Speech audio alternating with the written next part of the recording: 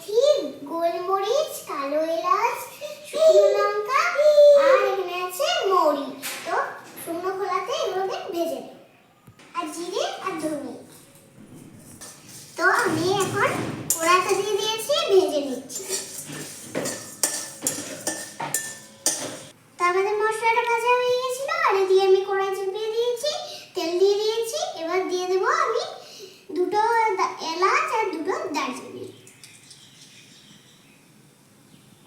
তো তারপর আমি দিয়ে দেবো কুল।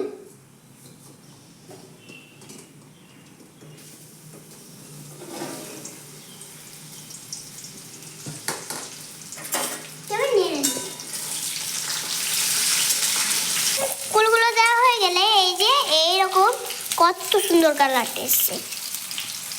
এবার দিয়ে দেবে হলুদ গুঁড়ো, এই যে লবণ। এবার ভালো করে নেড়ে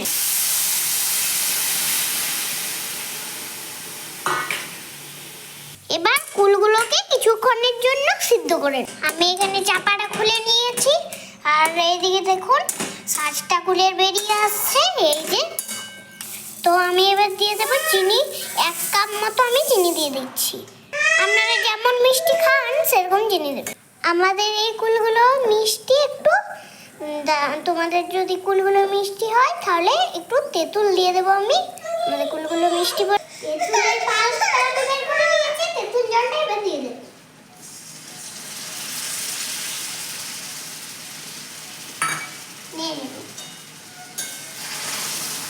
আমি গুঁড়ো মশলাটা যেটা করে রেখেছিলাম সেটা দিয়ে দেব। দেখুন বন্ধুরা কত সুন্দর লাগছে, এই যে দেখুন। তো আমাদের হয়ে গেছে, এবার আমি আমাদের কুলের আচার রেডি, এই যে। এবার টেস্ট করে দেখব,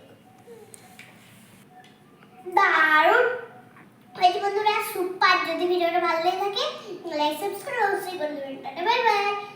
আর আপনারা বাড়িতে করে দেখবেন, খুব খুব খুব